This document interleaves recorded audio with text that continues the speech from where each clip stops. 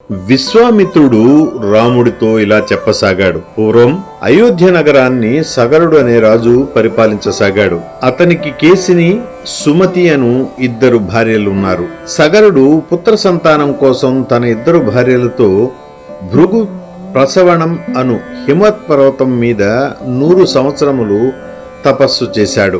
వారి తపస్సుకు మెచ్చిన భృగు మహర్షి సగరుడి పెద్ద భార్య అయిన కేసినికి ఒక కుమారుడు, రెండవ భార్య అయిన సుమతికి 60,000 మంది పుత్రులు కలిగేలా ఆశీర్వదించాడు.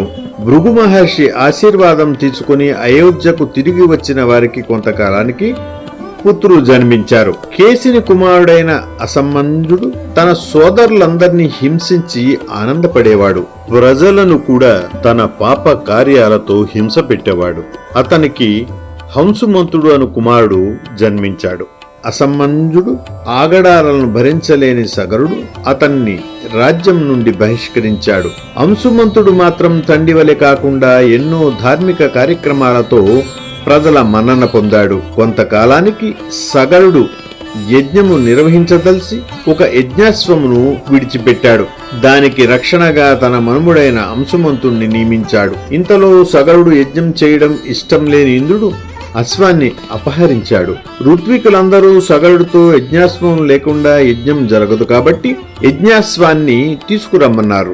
దానికి సగరుడు తన 60,000 మంది పుత్రులతో ఇక్కడి ప్రదేశము మంత్రములతో పవిత్రమై ఉన్నది, ఇక్కడికి రాక్షసులు రాలేరు, ఇది రాక్షసుల పని కాదు, కాబట్టి మీరందరూ భూమి మీద వెతకండి, దొరకకపోతే భూమిని తవ్వి అయినా యజ్ఞాశ్వము జాడ కనిపెట్టి ఇక్కడకు తీసుకురండి, మీరు వచ్చే వరకు ఇక్కడనే అందరం ఎదురు చూస్తూ ఉంటాము అని పలికాడు.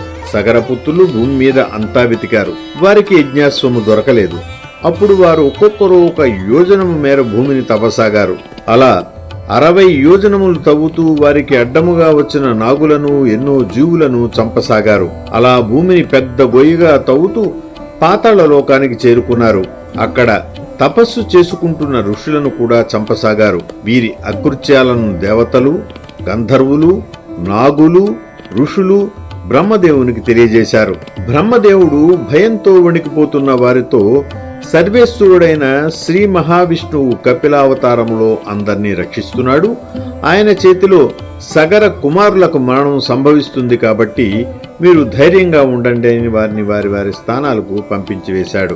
సగర పుత్రులు జంబూ ద్వీపాన్ని పూర్తిగా తవ్వేశారు, కానీ యజ్ఞాశ్వము కనపడలేదు. వారు సగరుని దగ్గరకు వెళ్లి యజ్ఞాశ్వము కనపడలేదని చెప్పారు. సగరుడు కోపంతో రగిలిపోయాడు. కొడుకులతో యజ్ఞాశ్వాన్ని తీసుకుని రావద్దని వారికి చాలా గట్టిగా చెప్పాడు. వారు మరల భూమిని తవ్వుతూ పాతాళ లోకానికి చేరుకున్నారు. అక్కడ 4 దిక్కుల భూమండలాన్ని మోస్తూ కనపడిన విరూపాక్షము, మహాపద్మము, సౌమనసము మరియు భద్రాను ఏనుగులకు నమస్కరించి వారు ఈశాన్య దిక్కుగా తవ్వుకుంటూ వెళ్లారు. అక్కడ ఈశాన్య దిక్కులో గడ్డి మేస్తూ యజ్ఞాశ్వము కనబడినది. దానికి దగ్గరగా విష్ణుమూర్తి అవతారమైన కపిల మహర్షి తపస్సు చేసుకుంటూ సగర్లకు కనిపించాడు.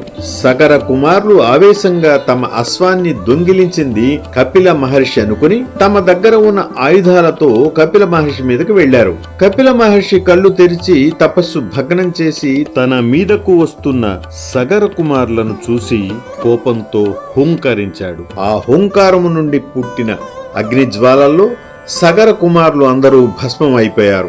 సగరుడు తన మనుమడైన హంసుమంతునితో, మీ పినతండ్రులు ఇంకను రాలేదు కాబట్టి నీవు వారి జాడను తెలుసుకుని యజ్ఞాశ్వాన్ని వెతికి తీసుకుని రావలసింది అని చెప్పాడు. హంసుమంతుడు తాతగారికి, ఋత్వికులకు నమస్కరించగా అందరూ విజుడువై తిరిగి రమ్మని ఆశీర్వదించి పంపారు.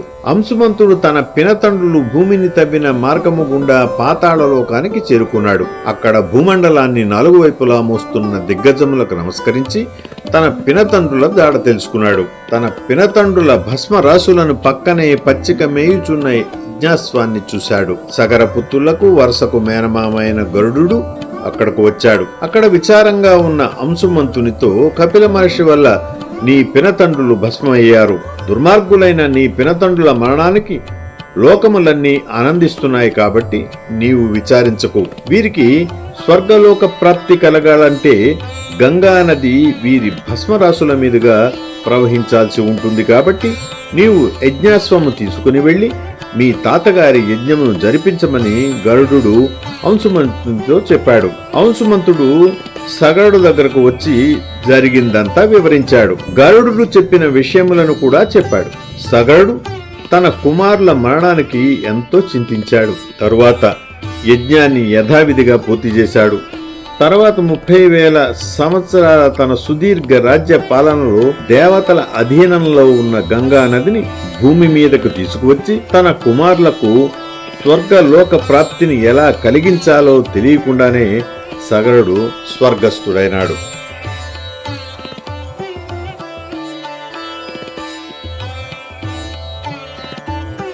Please subscribe to my channel. Do like and share the video.